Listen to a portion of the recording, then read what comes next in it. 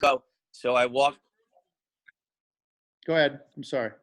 Anyway, so, if I see a comic and he comes out and he goes, I was walking on the beach and I saw something and I found it like really interesting and I held it. And, it's like, for me, it's like, no. But if Dov Davidoff comes out at the Cellar where I've seen him, and he's coming from this kind of anxious or kind of a neurotic, he's got me. He's got me. And no matter how long he takes to get to the punchline. And the same with Billy Burr. I like emotionally. I took a Letterman class and, from Eddie Brill, and he said, you're not a Letterman comedian. And he said, Letterman likes material driven. You're emotional or character. And that's true. And I was fine with that. I wasn't necessarily taking it because I wanted to be on Letterman. It was never really a goal the way it is with some comics, which I think is fabulous. I think Dan Natman's a terrific writer. I think Greg Rogel is a great writer. And they're just wonderful, wonderful comics. I'm trying to think of, boy, oh boy. The interesting thing is now you're going to say, okay, any of the women, because they've had that whole thing with, that was started by. Yeah. And I think there's a lot of women Rachel Feinstein, I think, is very good. Again, I like people who come from that, that sort of like, I can't find a guy. Why can't I find a guy? Brad, when did you because you started off as an actor in your comedy foray, when did you start finding your own voice where you're like, okay, this is who I am on stage? Was it already there from your acting? No, absolutely not. How long did it take you to go, okay, I feel like I'm locked in to who I am now on stage. I like what I'm doing. To be really honest with you, I work now very, very, very deliberately. In other words, I can take, a lot of time, which, I love the idea of silence because, as my psychiatrist once said, an audience needs time to process. And if you're just running through, you may be missing a gem if you just hold it for a second and let the audience have a moment to go, oh, that's hysterical. So I think to be honest with you, I'm 68 now. During the COVID from 66 to 68 is when I'm working on the second show called My Rise to the Middle. And I've been working on it. And I think it's taken this long for me to really get into that sort of the confidence thing where the laughter becomes really the byproduct. And like Saturday night, I had an amazing audience. They stood up, back and forth. You've had these ping pong, the energy going out, energy coming back. It's like you want to hug every one of them. Sunday I was putting this energy out, and I felt like, are you there? And the interesting thing is they still really liked it. They loved it because I wasn't impacted. I didn't defeat me. I said, I'm going to do exactly what I did Saturday night.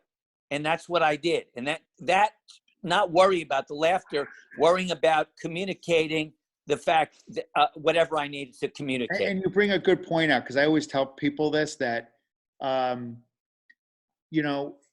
every audience has their own temperature, Oh, absolutely. And just because they're not giving you what we ideally want to hear, we have a level of sound we expect to get back from them. But if you're not hearing it, it doesn't mean that they like you any less than the audience that was really loud and vociferous. It's like bingo. Right?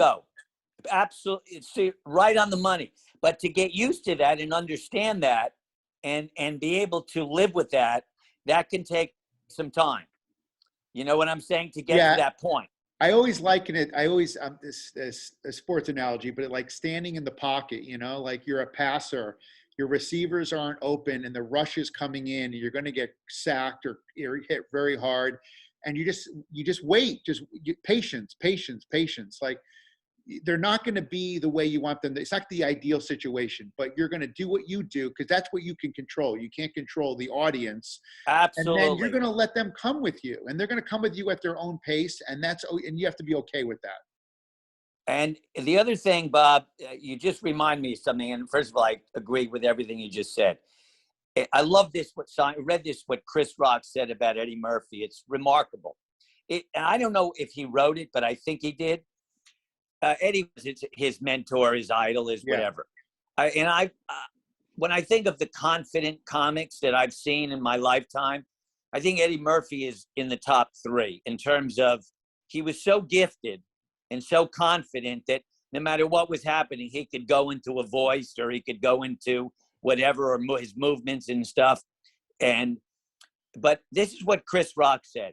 He said there were 20,000 people at Madison Square Garden watching Eddie Murphy. He said you could hear a pin drop. And he said that's what comedy is. It's not who can get an audience to be hysterical, who can get an audience to be perfectly still. Wow. That's ownership of the room. Now let me add one thing to that, how it's impacted me. When I look out into an audience and I see all these heads and not one head is moving, they're all totally on me. It means that they cannot turn away because I'm being real. And they're even people with ADD.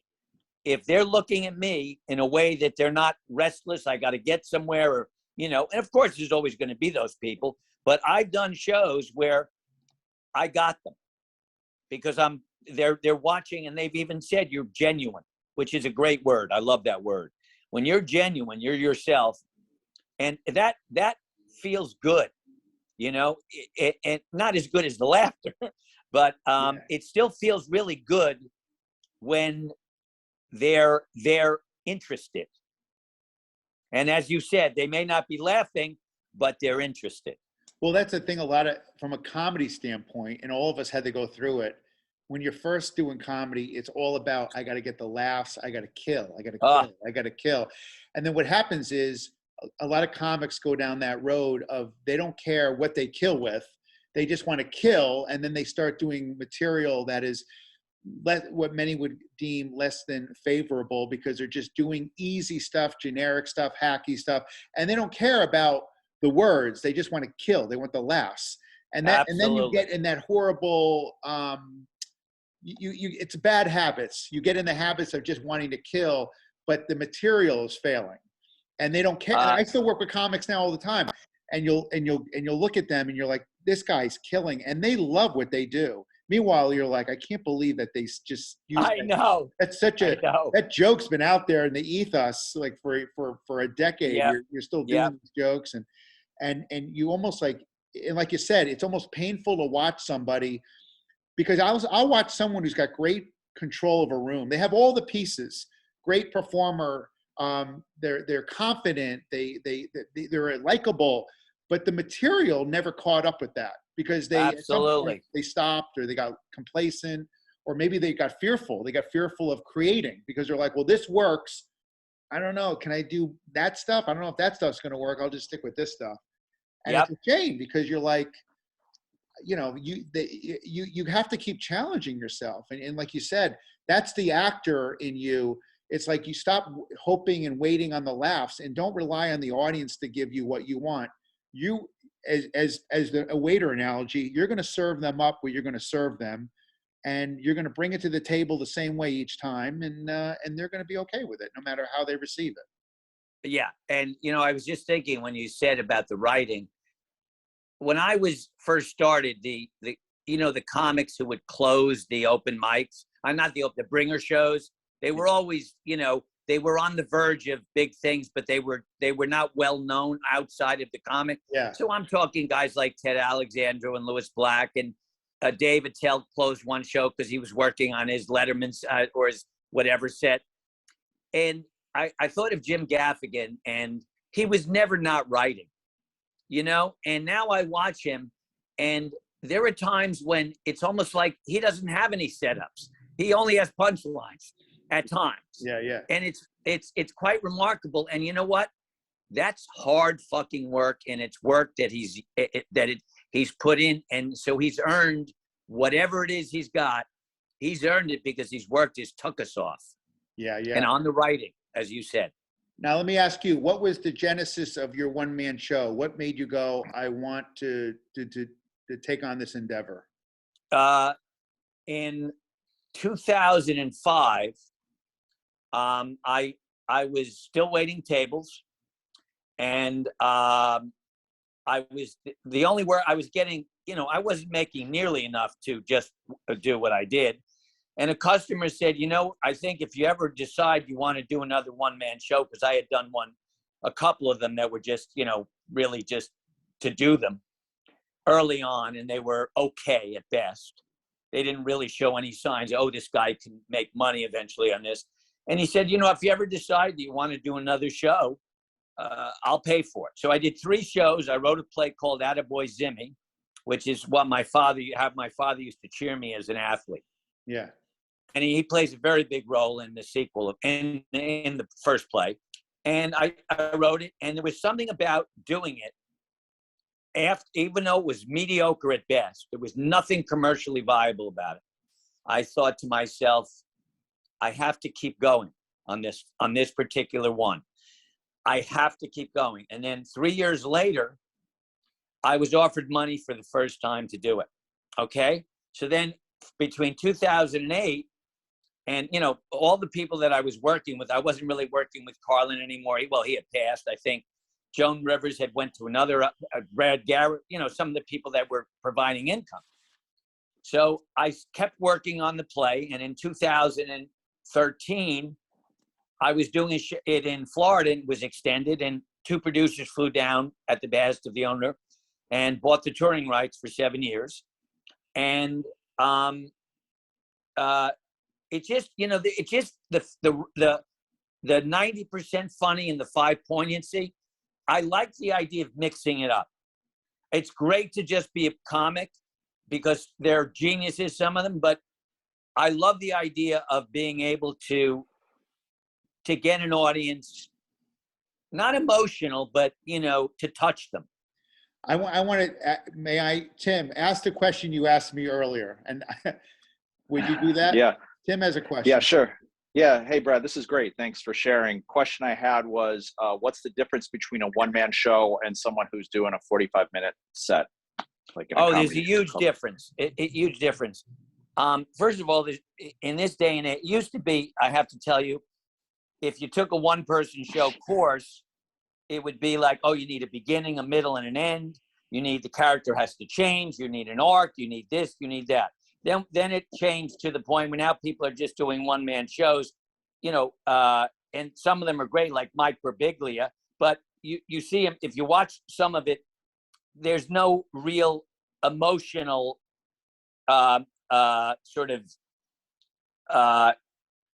thread that runs through it. There is some thread, but I think the big difference is that you must have a point where you get to a point where, let's say I'm writing about right now my journey about how did I get over my fear of failure, which is, not necessarily comedic material that I'm going to talk about, but it really sits well in talking about going to a psychiatrist, and you have to pursue your career with reckless abandon. You have nothing to lose. You can't waffle. Otherwise, get out.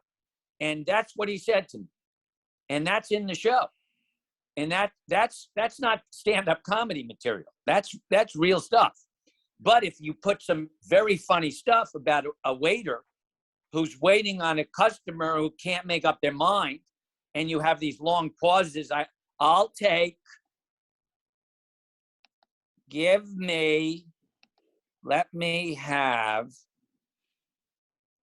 Brad. Between the duck and the lamb, which would you get?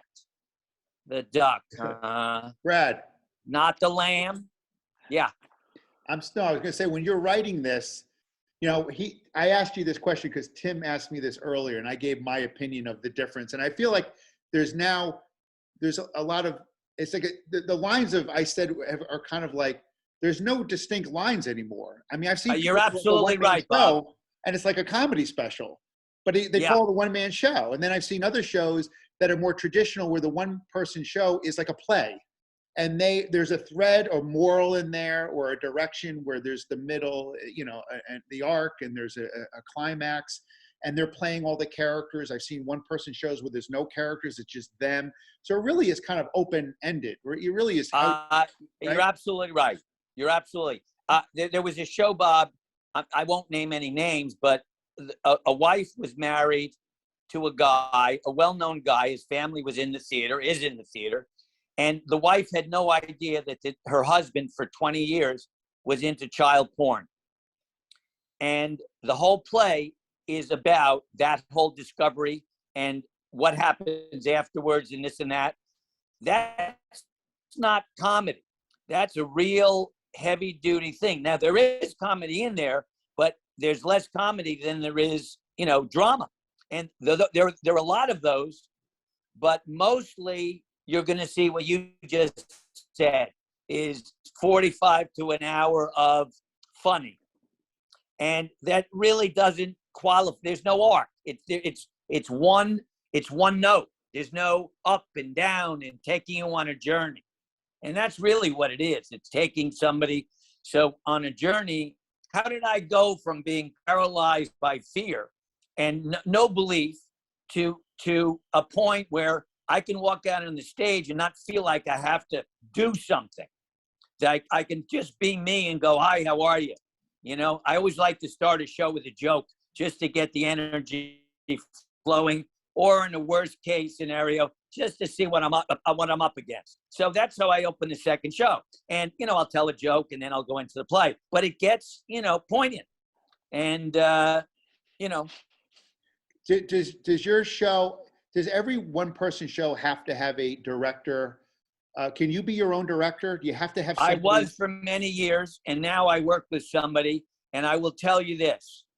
The difference between doing it yourself and having somebody who's really good, and I do, who is not only a good director, but a great dramaturge that says, you don't need this. Cut this. You know, blah, blah, blah. So having a director, and that's trust. That you're with somebody who gets you, who believes in you, and I'm lucky to have somebody who fills the bill on all those scores. A director is essential to creating something fabulous. And how do you find the right director for you? Is it? With me, it's always been, you know, it's the same thing, Bob. When I try out my material, and I need laughs, I have a little slew because I don't do clubs. I have 3 people that I go to. All I have to do is call them. And if they laugh hysterically, I need a club. It's in. So but to answer your question, I was at the gym and I met this woman and I knew the name. I knew she was a director. Her husband ran the Ensemble Studio Theater, you know, and eventually we just started, you know, can I read this to you or this or that? And eventually I said, you know, I'd like to hire you. And she told me how much and, you know, per hour and this and that. And it's worked out really, really well. But you do need a director. And you know what? You can ask your friends who have done shows. Who would you recommend? And everything is about finding the right fit. Whoever your girlfriend is, whoever you're with now, it's got to be the right fit. The therapist has to be the right fit. The coach has to be the right fit. You know, it doesn't mean, you know, there aren't issues. But finding that right fit is so essential. Is this a show that you could pitch to a streaming service like an Amazon or a Netflix or something like that? I will. Which one are you talking about? The first one? Well, whatever. Any of these one-person shows. I mean, they're all looking for content. Can't you take something like that and pitch it to them? First of all, in terms of technology, what I know, I could not. I don't know how to turn on my pilot light. And I mean that sincerely. But the reality is that I'm doing my show June 15th in New York. I rented a space for a lot of money, the Symphony space, and I'm going to try it out. And I've invited my producer and another producer and some other people, and I'll find out everything I need to know. Is it funny enough? You know, remember, we go to different demographics. In New York, people who buy a ticket to an off-Broadway house like the Playwrights Horizons or some of those, they're not going necessarily to just laugh. They're going for an experience. You go to places around the country, they don't want to think. They don't want to be challenged. They don't want to emote.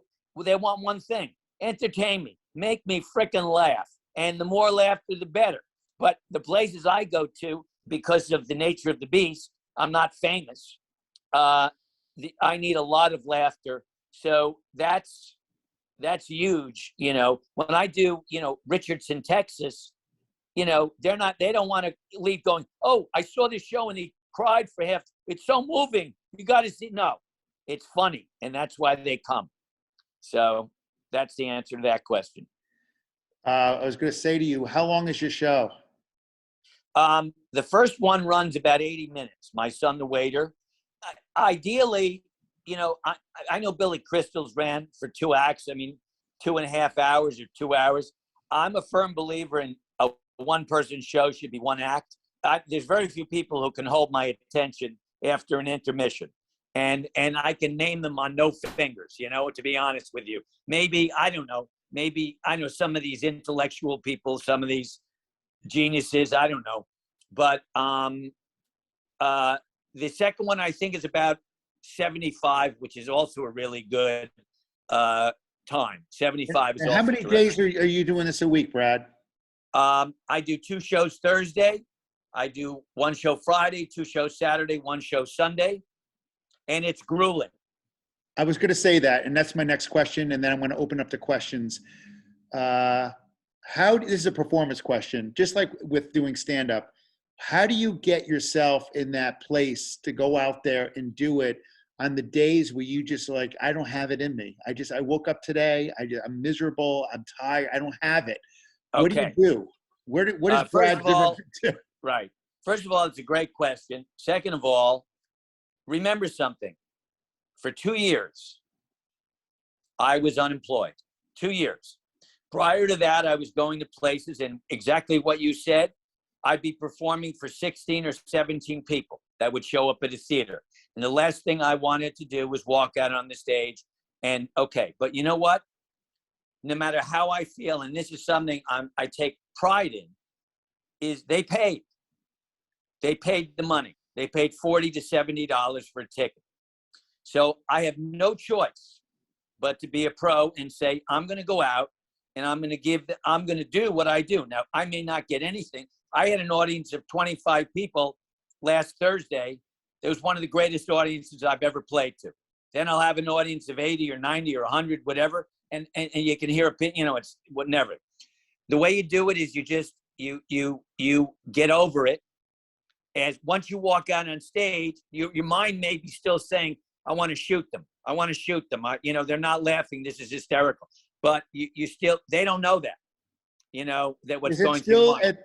Brad, at this point in your career, does it still trip you up? I mean, even now, like I'll go up on a show and the crowd's so horrific that I've actually at times gotten a lump in my throat where I felt like I was an open micer again because they were so horrific that it actually took me out of my game for like that 1 second where I was like, does that ever happen?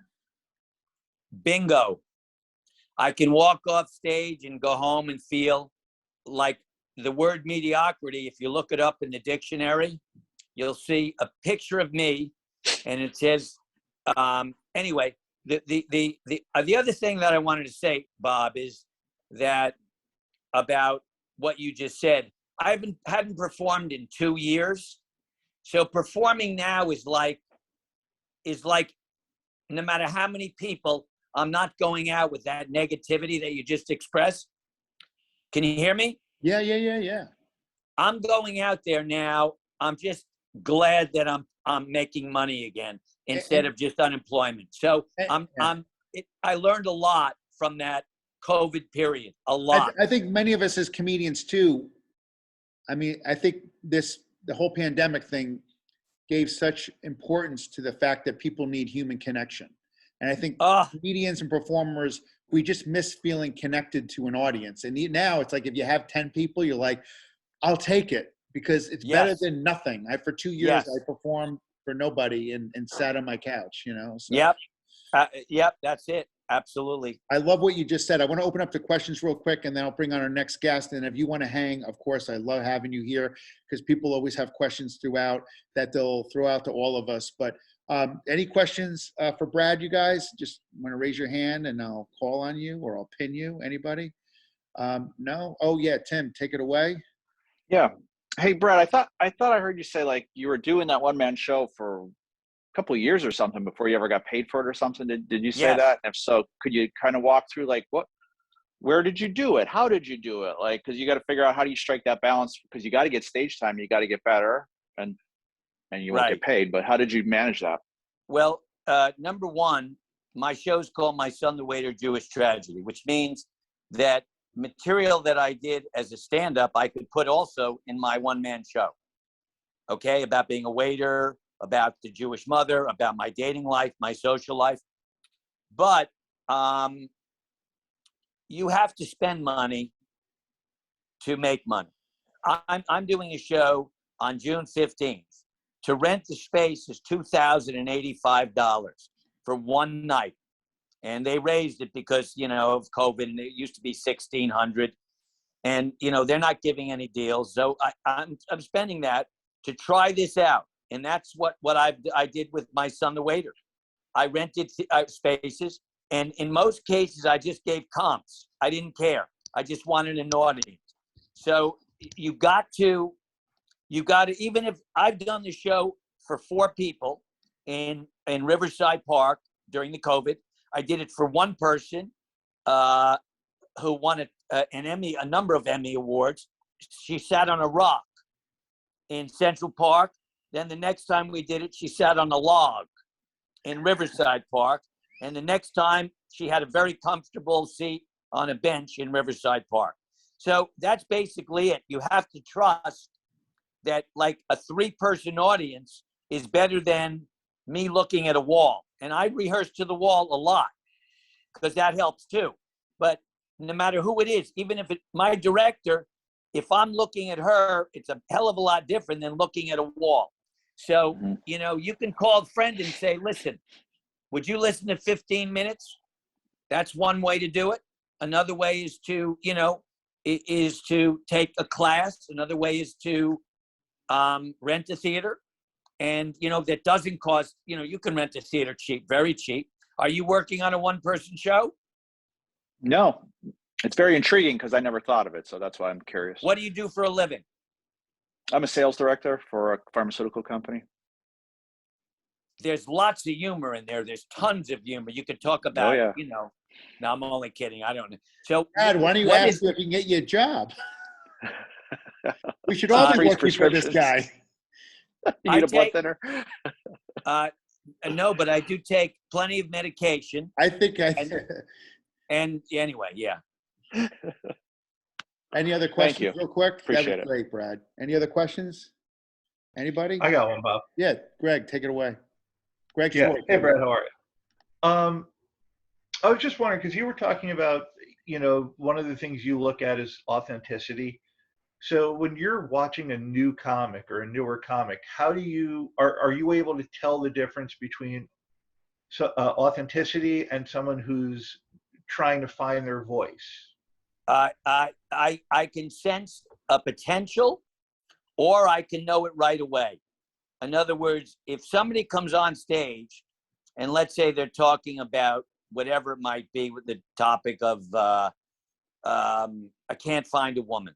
I've gone on these dating services and I went on Match.com and all these women, they want a guy to walk with on a beach in Santorini, like in Greece. And so if somebody is doing that for the first time, it's not going to be funny. But if I sense that they're real about it, that they're really looking for a woman, yes, I can tell there's an authenticity, and I can tell there's a lot of people, they settle. They'll get to a certain point, and they're not interested in really finding their voice. They settle for, let me put it to you this way. Bruce Springsteen said this in his biography. They said, how do you do it? how did you, get to where you are? And he cites craft and everything, all that shit. And at the end, he goes like this, as only he can say it. And I'm paraphrasing a little bit. He says, and then if you want to take it all the way to the end of the night, there's a fire in the hole that just won't stop burning, which is drive. So what he's saying is he wouldn't settle for just being like a backup band or this or that. He was going all the way with it, and he found his voice. I don't know how long it took, but he found, like, some of the other greats. So yes, I can tell pretty quickly. If you did a few minutes of comedy for me, I could tell immediately a number of different things. Now, I'm not the person to go to for the writing, but I'm the person to go through. Say, if you do something, I say, I don't believe you. I don't believe that you really want to be in a relationship. I don't believe that you have a problem with your parents. I don't believe that your money situation, whatever. That's the key. When I come out and I say, I talk about at the end of the play, I say, talk about how far I've come and what my life is really about. What I've found is they know it. That's what they said. They know that I mean it when I say, money does not bring happiness. The pursuit of excellence does. And that was said by somebody, and I put that quote in my play because it just resonated for me.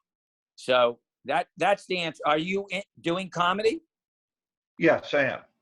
And do you make money from it? No, not yet. And what do you do for a living? I was a teacher. You were a teacher? Yeah, I was a teacher for 21 years.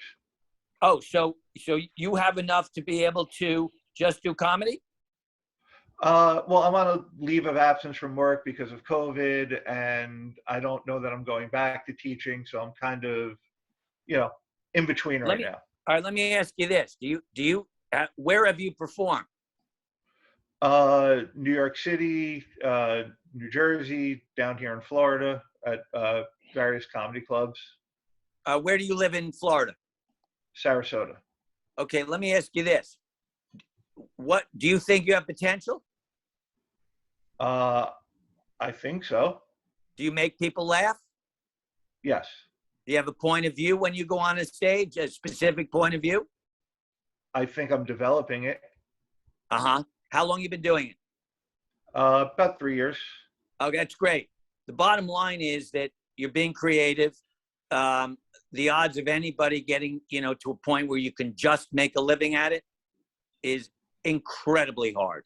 You got to be at least a feature, and that's what Bob can talk Not to only that that, more than I can. we talk about that on this show with various comics on different levels, but we'll talk about it with one of our next guests, Jim, who's coming on later. Is that the business? I mean, I always tell comics, you have to figure out what you want from this. It's like anything, right? If you love it, you do it because you love it. You don't do it for the money. You do it because you love it, and then you just let the chips fall where they may. In this business that we're in, there's a lot of different variables as to why people get what they get and why others.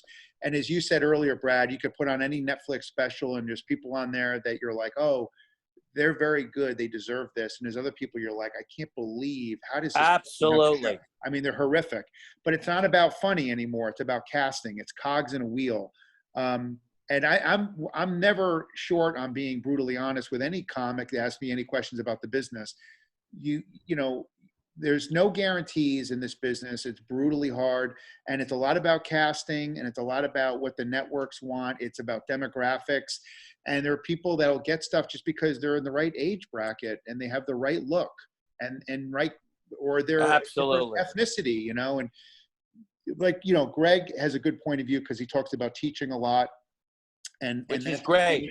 You already have a point of view of a person that was a teacher, and he's coming along. He's doing very well. I mean, I've watched his clips, and you're right where you should be at 3 years. You shouldn't be any further than you are. So don't absolutely.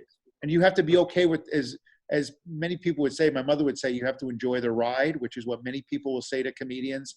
or anyone in the arts, you have to enjoy the ride, because you don't know what the outcome's going to be, and you can't control that, but you can control every time you get up on stage and do what you love and have fun doing it. And right, Brad? I mean, well, what you just said is something, because you're so on the money. But here's the interesting thing about what you said, Bob. I during COVID, I have a brother who's very successful. Okay, and I realized during COVID how envious I was of what he's accomplished. He sold a kayak business for millions of dollars. He owns buildings in Greensboro. He never went to school. He was not right for school. And then something hit me, I think it was last week. And I was talking to somebody, and I realized I wasn't envy of what he's accomplished. I was envy of his journey. I was envy that he never stopped. He built one kayak. He built two kayaks. He drove kayaks to Wisconsin. He sold the business for $18 million, whatever it was. But that was after 15 years. And I guarantee you he enjoyed the journey. And so that's what Bob's saying. And I realized I don't care that so-and-so owns, is worth so-and-so or this and that. What I admire and envy, and I didn't do this, is I got stopped before I even started. Once my brother started, there was no stopping. And that's the answer to comedy. When Mike Birbiglia first started, he said he would drive hundreds of miles for $150. And that's really what it's about. And that's why he is where he is, because he just kept going. Yeah. So good answer. Good question. All right, Brad, if you want to hang on, by all means, hang out.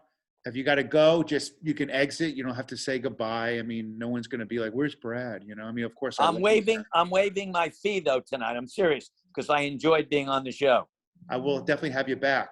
Our next guest, actress, comedian.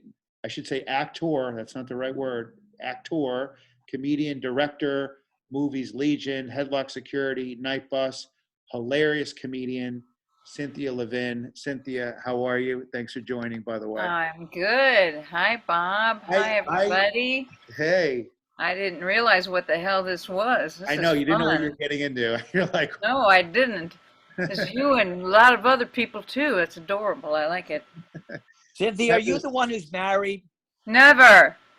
Oh, okay. But Brad, I remember you from a long time ago, but, it's been ages. I just moved back to New York 3 months ago. So I was here 17 years ago. So we never made love, Brad, but I knew you. I knew you, Brad. Cynthia, can I tell you something? You're Please. wrong. We did make love. You know what? I got to get a drink. I'll be right back. Now, you see, Bob, the way I said that. Yeah. Tell your students there the way I said we did make love. Yeah. I believed, even though I was full of shit. That's my voice. Not only that, I think Cynthia for a second believed it. I did. To be honest, I did believe it, because maybe I did. Maybe I did. I was unconscious, and I had to have been. I'm sorry. Where were we going, Bob? I'm just kidding. Just kidding. No, so Cynthia and I have never. I don't think we've ever even been on the same show together, because were we ever? I mean, I don't. We were. We did that. We did that show. I forget the name of it, but Ha Ha Ha or something like that, where we had to flyer in the beginning before the show. Oh, okay. And I was sickened by the experience. I thought this has got to end at some point. Flyering. Years ago, like when Tom DiDario had a show at Don't Tell Mama, or one of these that was another thing. But yeah, no, this one was at remember it was in Midtown. And it was just a sickening. The pool party? No, different. No. This was an actual club. Bob, I know you went up. You were like the king flyer guy. You were so good at it. Oh, God. Did you block it out? I think I blocked it out. I think I tried to Okay. lie to everyone on here that I've never had to do that. Oh. Yeah, I vaguely remember. And by the way, everyone, I've done everything for stage time. I had a full-time day job at Clear Channel. I was a sales rep. That's when I kind of knew Brad. I think I was doing improv. I was working at Caroline's as a waiter. I was I had a full-time gig in Times Square selling billboards, and at night I would go out and do bar shows. And finally I quit, like after 5 years of my corporate job. And that's probably the time I used to know you, Cynthia. And I would fly her to get on stage for 2 hours for Hamburger Harry's and all these ridiculous little dinky rooms just to get. By the time you were done flyering, you didn't even want to go on stage. You're like, I was out. No, you 5 felt degrees filthy. out. Yeah, you felt dirty. And then you're like, You're dirty. Yeah. I'm gonna make these people laugh that I just begged them to go to a show. So you were good at it, though. I'm telling you. They call it barking, right? Cynthia, isn't it called barking? I couldn't remember the word. Yes. I need to go back to it. I think that was really my voice. I really need to go back as the head barker. So you're right. So that was probably a show we did years ago, and then you went out to LA. Yes. Went back to LA. Yep. And you know, you're I watched some of your videos, and I remember your stand up, but I always remember you being very, very. A lot of people that come on our show as viewers are comics on all different levels. Many of them were, and they're kind of like, oh, how'd you get to where you got to? Sure. And that's why this show has been kind of like successful and fun for people to talk about. A lot of people get the video; they don't come on live, but they get the video sent to them. Okay. And I always tell comics on all different levels, like when you're doing stand up, like I love doing characters. Yeah. And we talk about, like with Brad, emotion. Like if you deliver, Greg was like, oh, well, how do you know if someone's new or not? Well, you usually can tell because there's no emotion in their act. They're delivering material, they're delivering lines, but there's no emotion, there's no point of view. So you don't feel where it's coming from. You see it. There's no attitude. Nothing. Right. Nothing. Right. And then once you start feeling what you're saying, well, now it's going to start coming out of you subconsciously. Right. And I always found, like, if you have that muscle where you can bring in a character or change your voice, I mean, it heightens your act, exponentially. And I know Brad can do that, and you're someone who can do that. And I think that's what makes you so unique. Thanks, Bob. Yeah, I'm an emotional person. I let out all my rage on stage, and then all my characters are very angry too, as it turns out. I don't know how that happens. No, I'm kidding. I definitely think that physicality, emotion, opinion, having a strong point of view, being sincere about what you're saying, obviously sincerity is all of it. I think it's all relevant. Being a good writer and writing good sentences is brilliant. It's very hard to do, but once you can actually bring yourself to what you're saying, your whole self, and the more you know who you are, the more you have to offer an audience. So getting to know who you are, I think, is probably the most important thing you can do as a comic, as any kind of performer, actor, comic, any writer even. Yeah. Well, it all kind of feeds off each other. My acting, when I acted and was in class with like a Joanna Bexon, that helped my stand-up, and then my stand-up would help my acting. Sure. And it all kind of works off of different muscles. Did you want to do acting and then it was comedy, or was it? Yeah, so when I was 4 years old, I wanted to be a movie star, and that hasn't changed, to be honest, but nothing has happened so far. And then I started doing stand-up by accident because I was dating some guy who was rich, and he said, you should take this class. I'll put the down payment on it. My brother took it. He really loved it. And I was like, okay. And I assumed it was an acting class, so I wore leg warmers, as you have to, and a Dan skin wrap skirt, because I was going to an acting class, and I put barrettes in my hair, because you have to do that. And then I got there, and it was a stand-up class, and Judy Carter, stand-up out of LA, and I had no idea. And then I just got up on stage and started talking, and she was just like, you're a natural, and I was making everybody laugh, and literally, I think for me, stand-up saved my life. Like, it really saved my life. It was a form of expression for me that I desperately needed. I never thought about. I did Second City in Chicago. Like, I started when I was like 15. So I'd always been doing the funny, not always, but pretty much. Yeah, definitely, But stand-up was a total accident. It was not anything I ever thought about, and I fell into it, and thank God for it. So yeah. What made you love comedy? What made you love the stand-up part of it? Because I got to tell my life. I had a sickening life. Haven't we all, right? I still do. Anyway, but yeah, it was so it was sickening, and so then I would talk about it. I mean, we get real on this show. I mean, we're very raw. We'll be raw as you want to be, but like we talk about. I mean, we had a lot of guests come on here, and we talk about dysfunction and coming from divorce or abuse I or wish. alcohol or drugs No. or whatever those things are, and a lot of those things are. They always say comedians. Some of the funniest comedians come from a place of tumult. And comedy becomes your veneer to the world, to protect yourself. And that's why they're so funny. Would you put I always kind of feel like that's the category I belong in, or do you feel like that's kind of where you? Of course. I mean, anybody sees, like, I did stand up for my first 10 years. I did stand up 7 nights a week, 3 shows a night. And I did different material every single set, just about, because I was crying all day long. And then I had so many epiphanies. I would have to get on stage and then just like let them all out.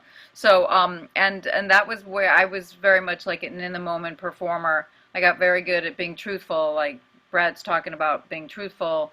That's all I did I was just a truth teller. Which is my mother called me, but she also said that nobody wants to hear it, and she was a social worker, which is also odd. But anyway, so that's so.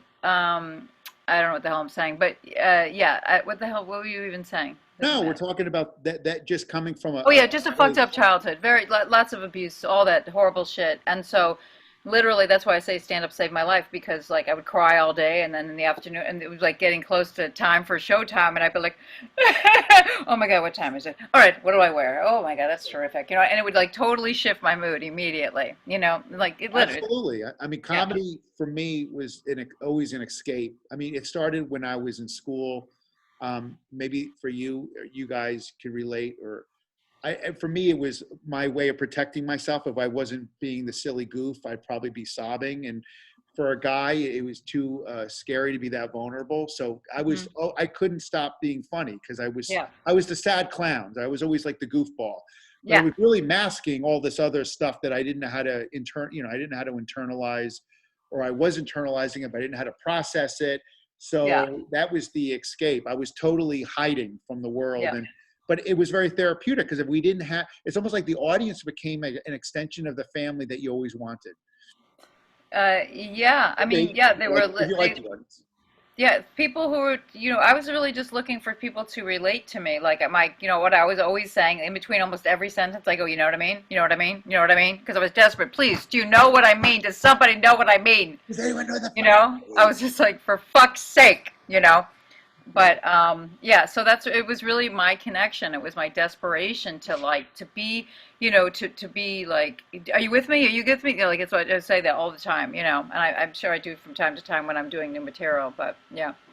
Is it now you've been doing it for a while, right? I've been doing it like 23 years. I've been doing it 31 years. So is it still have the same, you still have the same voracious appetite to get up there and vent and have this validation? And I don't perform as often. I don't do 7 nights a week, 3 shows a night anymore, but I've gone through phases where I've done that. Not that much, but more, at the moment, just because I've just moved back, I'm doing less, but and also I think I have a more balanced life. Like, I'm trying to do other things as well. I've also written a TV pilot, and it's being shopped right now, so like that's my focus. It's called Unprepared for Life. I know it's hard to believe. Oh, I love that. It's a great title. It's based on my life, but anyway. I love it. I love the title. Yeah, thanks. Yeah, so I've only been writing it since 2005. But anyway, it's finally out there now. That's the important thing. It's working out. And but yeah, so that's what I'm doing. And but when I get on, when I love performing still, because I always tell people, like, it's never the same twice, ever. You'll never get tired of it, because I mean, unless you're doing the same shit over and over and over again, which I can't do and I don't want to do. I'll only do stuff that still speaks to me. If it's old material, I'll do it if it still speaks to me. If it's not truthful for me anymore, I can't say it, I mean, I think I wanted to say, I feel like you have that uncanny ability to go up there and, 1, be completely vulnerable, and 2, say whatever you're saying, almost like stream of consciousness. I mean, yeah, Mhm. you might kind of put it together and go, I'm going to talk about this, but the fact you're constantly writing and doing it, most comics will do well, we all see them. They've got the same 10-minute act and they'll do it for 10 years. And someone once said, I was at the Comedy Cellar and someone was talking about another comic and they said, that guy hasn't written a new joke in 10 years. That's like insanity.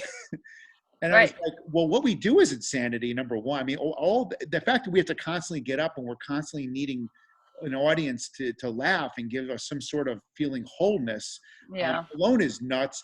But yeah, the fact that you go up there and you're probably dying to say other things that you want to say, but they're probably crippled, they're paralyzed with being afraid to say it. And so I think your ability to go up there and just do it is really Yeah, I mean, it's also going to, there's rhythm to stand up, and and the audiences is desperate for it. So, like, if you know your material, you've done it over and over and over again, they're going to get that rhythm. It's like a song. They're like, all right, I get this beat. They don't even care what you're saying. They're like, all right, this is great. Oh my gosh, fantastic. Meanwhile, you're talking about like a purse, but but and then when you get off of that rhythm, because you're creating on stage sometimes, and maybe you're in the zone, and if you're not in the zone, like maybe it's not coming all together the way you wanted it to, you're out of that rhythm, the audience is going to be like, Howard, let's get out of here, this is all bullshit, and they'll leave. No, but you know what I mean, it could. So it is risky, but as long as you call the moment, it's fine. Like you just fucking don't force anything. We don't want to force anything in life. You don't want to force anything as an actor. You don't want to force anything as a comic. You don't force it. Just acknowledge the truth. Don't you know what I mean? And then you can move on to the next, and then do something that, because you do also want to please an audience. You want people to laugh. You also want to have a good experience. So, sometimes it's not going to happen for you. Do you know what I mean? So, but there's other, I love what as you long just as you said. have tried and true material that you can rely on, and that you don't have judgment around, because if you judge it, you won't do it. Yeah. And that sucks, because then you're wasting the stuff that you wrote, and it's such a gift that you have this material in the first place. I love what you're saying about all this, because it's like when you go up on and I feel like the audience, you talk about rhythm, and I feel like even some of the best comics that I used to love watching, not many of them can hold your attention. You're right. I mean, you can watch a comic you even like, and after 30 minutes, you're like, everything's so telegraphed. You're like, okay, here it comes. And the fact that the performers that were unpredictable were the ones I tend to love the most, because exactly. I don't know where it's going, and I almost feel like they don't know where it's going. And I think the audience has such a respect for that. Well, it's gripping. To be in the moment is to actually, if you're watching somebody that's actually in the moment, now you're going on a ride with them, right? You're like part of this experience, this adventure. If they already know the adventure and they're just the guide going, yeah, we're just going to go over here, look at this photo. Yeah, that was put there in 40, whatever. And then people are like, oh, that's nice. But if they're like, oh my God, what is this place? And you're like, I don't know, what is that? Now you're having a party together. You're having an experience together. You're creating something. But if something's already been created and then they're just showing it to you, not as interesting. I liken it to when you go to the carnival and remember the haunted houses where it was like a roller coaster, but through a haunted house and it was in the dark. You remember those? You ever go to one of those? It's a roller coaster. Yeah. It was in a haunted house, but a roller coaster, completely black, and you never knew when the thing was going to turn or something was going to pop out. And that's what I want my show to be. Like that's the goal. Every year I'm like, I want to create the haunted house where they never know when this character's coming out, this thing I'm going to do with the audience is going to come out. That's my goal. It hasn't. I mean, we're always working to get better. We're always a work in progress. But well, I feel like the way that has to happen, you can't plan that yourself. Right. You actually have to be willing to fail. You have to be willing to go up there. I mean, obviously with a something that you're passionate about, something that you need to say or whatever it is, and just literally be in the moment. Don't force it. Let it come to you. Like, that's what I also think, like, performing is so important, that you sort of like allow the universe to fucking, just like to do its work with you, the spirit, whatever, let it come through you, because that is where you have infinite talent, infinite wisdom, infinite, ability, comes from, not from the brain, but literally from just like letting go and allowing, to come through you. And I mean, and I that's something that I was able to get good at, but that's because I was terrible. I was always unprepared. You know what I mean? So I was just so going to for me, I say, was forced into it. Yeah, I was terrible at preparing. Other people be like, when I was living in London for like 4.5 years, and they were like, all they do is prepare for everything. Like, like, what are you doing? I've got something going on in a year and a half. I've got to do the paperwork. Wait, yeah, what are you talking about? yeah. It was crazy. So that is, but anyway, and I'm like the total opposite, like prepare, but I'm trying. I mean, I'm better than I was, but it's not impressive. And I know I use this term loosely because I don't think any of us really care. It's like a love-hate relationship, the industry, because when you're younger in the business, you're like, what does the industry want? Like, I feel like all of us are like, what do they want? I want to give it to them. And then when you get in the business a while, you're like, I don't care what the industry wants because they're dumb. They know nothing. I'm gonna make what I have, and if they want to take it, they can come get it. Did they know how to figure you out? Because they want everything, cookie cutter and vanilla and everything. Yeah, no. I mean, when I was younger, when I was like, working on like all the clubs, like in LA and then, in New York as well, like earlier days, I would get called into the casting offices oftentimes, particularly in LA, like NBC, Fox, I was like being brought ABC, CBS. I was literally being brought in. I remember my first meeting at Fox, the person, we sat in a room, I'm like 24 years old, okay? Because I started pretty young, whatever. And we're sitting in this room, and this man says to me, so, like, like, what kind of TV shows do you like? Like, what do you, because he was trying to, like, talk to me. I'm like a turd up there, Right. And then I go, well, I actually don't like I really don't like TV. I only like movies. I said, I'll never want to do TV. You're like, is there a movie director in here? I'm not interested in your TV bullshit. No, but it was like I didn't even know what I was doing there. Do you know what I mean? Like, Yeah. it's like, and it's so important. I talk about unprepared for life, right? It's like, I wasn't prepared for that moment, because I had no guidance growing up and I had nobody even talking to me. Didn't even know I existed. I did, so that means I didn't know I existed. So all of a sudden I'm in somebody's office and they're talking to me. You know what I mean? It's ridiculous. Were they? Go ahead. I'm sorry. No, it's just the dumbest thing you could ever tell a TV executive. It's like, I don't like TV. I only like movies. And then he said to me, he's trying to hold back his laughter, right? He goes like this. He goes, you might not want to say that at your next meeting. You might, when you're having a meeting with a TV executive, you might not want to say that. And I go, okay, yeah. Did you have meetings as you got further in the business? It was happening sporadically throughout. Yeah. And I've never succeeded at any of them. I mean, meaning, like, I've never had them go, all right, you know what? But looking at the business, I mean, we talked about this earlier, you might have been on. I mean, it's ridiculous. It's absurd. I mean, why people get what they get doesn't make always much sense. It's a demographics. It's this person's got a look, or they're the right age demographic. Yeah. I mean it's always about, for me, I just think for the most part, when somebody gets successful, it's, first of all, it's because you believe you deserve it. So it's like and it doesn't mean you're not, it doesn't matter how much talent you have or how little you have. If you believe that you deserve it, then you're going to fucking get it. And that's all there is to it. So I know so many people because I've lived in so many different cities and been doing stand-up for so long this entire time.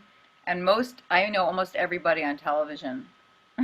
You know what I mean? Yeah, I do too. I mean, and these people. But yeah, and some of them are just horrible, And then others are amazing, but sickening people. So it's like, you know what I mean? It's just really, and so my dream for myself, and I still have dreams, even though I'm like 79, I still have dreams. I'm going to be on Social Security before anything works out for me, FYI, which I might be on already. They just haven't told me yet. But anyway, I could save some money that way. But anyway, the thing is that my dream is always to be successful without being sickening. That's my fantasy. Yeah. That's my dream. And it takes longer.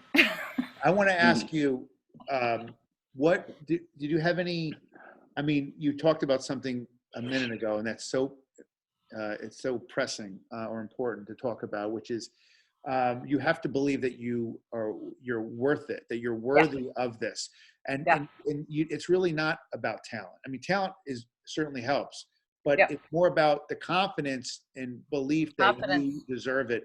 Because I feel like the number one thing that holds many comics back and performers is either fear of failure or fear of success. Mm-hmm. And they're afraid, they're almost paralyzed to go because they think they're not good enough, because that's the critical voice in their head that probably goes back to the way they were raised. Mm-hmm. And I think that's a big demon. Was that was that happening? Yeah, sure. I mean, the whole thing, what I've learned a lot about is like the ego, and the ego is your protector, and like, it's like, when you go to a movie theater and there's the woman, it's always a woman naked, about to get murdered, and blind, and you want to scream at the the screen, like, you idiot, get the hell out of here, you dumb twat, whatever it is, Anyway, but and that's our egos, because our ego is our protector and it protects everybody around us, so your ego is trying to protect you from making a fool of yourself. Like, you ever hear that voice where you go, the voice says, who the fuck do you think you are? Like, whenever you try to do something that's difficult or scary, that first voice you hear is, who the fuck do you think you are? Right? And it is a wicked voice, but that's not the truth. It's just your ego having freaking the fuck out, trying to save its ass from embarrassment. Yeah. You know what I mean? Yeah. So it doesn't have anything to do with talent or no talent or even confidence, for that matter. Your ego is freaking out, and it's like, oh yeah, really? You're gonna do this? Yeah. Anyway, so it's and so if you ever try to do something that's really scary, that's when the voice gets really loud. Like when you do something that's really, the first time you ever did stand up or whatever it is, you know what I mean? The first time you ever do anything, that voice gets super loud. But anyway, because I kind of don't necessarily believe in fear of success necessarily, but I do feel like if you feel like an unconscious belief that you don't deserve or you're not worth it, that information you got a long time ago from how you were treated or what was said to you, so you'll take it on. You don't even know you walk around with it, and then everything you try to do is difficult and it's scary and it's, you know what I mean, and that's a drag. And there's other people who are like massaged from the time they were born. They're like, my God, I was just gonna. You are so beautiful and talented. I could eat you alive. You're so adorable. Cynthia, I was just gonna say that to you. I was gonna say, I always looked at these comics in the city that you could see that their whole life they were told by mommy and daddy how amazing they were. Yeah. And they walk around with this arrogance that they're so amazing. Yeah. And it infuriated me because, first of all, I didn't grow up like that. Right. And I resented this arrogance. Like, why are you not second guessing yourself? You stink. Right. Why are you so happy? Why are you so happy-go-lucky? You don't deserve any of this. And, the one thing you get when you have that someone or a family that fosters this little incubator of, you're just tremendous. It's like nothing but just everything's beautiful and flowers and roses and ice cream. It's like they grow up and they're already ahead of everyone. And this is in life, not just comedy. It's in life. Because they have what you just said. They've been told that you're worth it. Yes. And you're already halfway there. Right. So this is the end of this. It kind of interesting. So I think that we all came here for a lesson. This is what I believe, right? We all have our life lessons that we came here and we agreed to before we got here. Like while we're in our spirit self, we're having a great time up there, just having a laugh, getting, who knows, slamming everybody, drinking our brains out, playing cards, winning, everything's great, And they go, hey, and you're like, yeah, and they're like, you want to go back to, want to go back? And after you've had a really sickening life, by the way, but you forgot it now, right? You're like living in, you're just having a blast in the spirit world because you have no feelings in the spirit world. Everything's perfect, That's why I don't worry about when people die. They're so much happier now, Yeah. But anyway, so they're like having a blast, and then all of a sudden they're like, hey, you want to come back? And, you're particularly, the lesson you're going to get is, to be worthy, to feel worthy. Oh, sure, of course. Who cares? Sounds great. Anyway, where was I? And they're like, no, but in order to feel worthy, you have to feel unworthy. Oh, first, okay, great, whatever you say, and then you come back to, you come into this world, into a body, and then you're treated like total shit, totally abused, horrible things happen to you, and then you have to spend your entire life learning the lesson that you're worthy, that you're worth it. Yeah, to and love it's yourself. so fucking hard. My point is basically that everybody has a different path and a different lesson. You know what I mean? So sometimes those people that make it really quickly, and they have other, like I always say, nobody gets away unscathed. That was the name of my show I did in London. In Edinburgh. I love it. I love it. Nobody gets away unscathed, because nobody gets away unscathed. We might be jealous of this person or that person, but nobody gets away unscathed. Life is hard. Some people even say that this is actually hell. I mean, like, go to hell. Well, I think this is pretty much it, because that is great. So, so it's a little rough. Yeah. Oh shit. Yeah. Do you have, where have your characters come from? Your life? Like mine would come from just my family and people I've. Yeah, family. I do my mom a lot, and because she's very easy to do. No, I know. All right. Is your mom? What is her personality type? Is she? I used to call her a silent circle, because she was pretty big, and she's thin now. It's almost over, and she's lost the weight. Anyway, but the thing is, she was like, but she never spoke. Like, it was like, so all these horrible things were happening to me, and she'd be like, so it wasn't great. Anyway, but she has a sense of humor, which is great. And her mother, my grandma Becky, was like my favorite person. She was like a waitress and worked in a factory, and that's pretty much my life, so I could relate to her the most. And she played basketball, I played basketball, she was with all the dudes, I was with all the dudes. So so that was so it kind of skipped a generation, as it always does. I was wondering if, like, because sometimes like characters that I'll come up with are actual people I know, or it's a hybrid of this person over here and another person. Yeah, no, mine are all, they're always from somebody that I had an experience with that made me feel something, and then I tell the story and I become them, like I can't help it, so I just, they're all come from real people. I've never been able to do a hybrid situation. To me, that's kind of false. I don't know. I mean, I'm sure I guess it's okay, but then you get general, and then the things that they say are not specific, and they're not true to this particular person. I think for me, I'm sorry, go ahead. No, that's all. I've always had I know somebody who was doing hybrids of people, and I was just always like, this isn't ringing true for me. Like back to what Brad was saying, is like, I was like, oh, Yeah, right. Yeah, I guess it's kind of like how you draw upon something or create. Actually, sometimes I remember do you remember Nick Samato at Stand Up New York years ago? Mm-hmm. Do you remember him? I remember his name. I don't know if I remember. He was a big fat gay guy, and he talked like this, and he was very insulting to people. He was very sweet, but when he got angry, he'd yell at you and call you names. And I remember just all of a sudden I just started doing this character, and then that's the voice that came out, this kind of feminine voice. But then I was putting my own shtick of what I say to people, not what he would say, and that's how that came about. It's like I'm totally with you. I've done that as well. So I was going to interrupt myself before you start talking, because I'm full of shit, because I actually have this character also, like a woman I used to waitress with. She would train me at Hard Rock in LA. And she was like 72 years old, and she was she was an alcoholic, a sober, and I call her Esther, because I know 3 of these women like that in my life. 2 of them were waitresses that trained me, and one of them was at the Al-Anon meeting. She ran the Al-Anon meeting at noon, and she would wear like cut off sleeve blouses. Yeah. She looked like she'd had a rifle sitting up in front of her, keeping people away from her house for her entire life and the life before, So and then they were all really rough women, and like one of the things that woman said, the waitress that at the Hard Rock, she trained me, and it was a nightmare. So my first morning I had to be there. I was at 7 in the morning. I had to get there, and I had insomnia my whole life, so I never slept.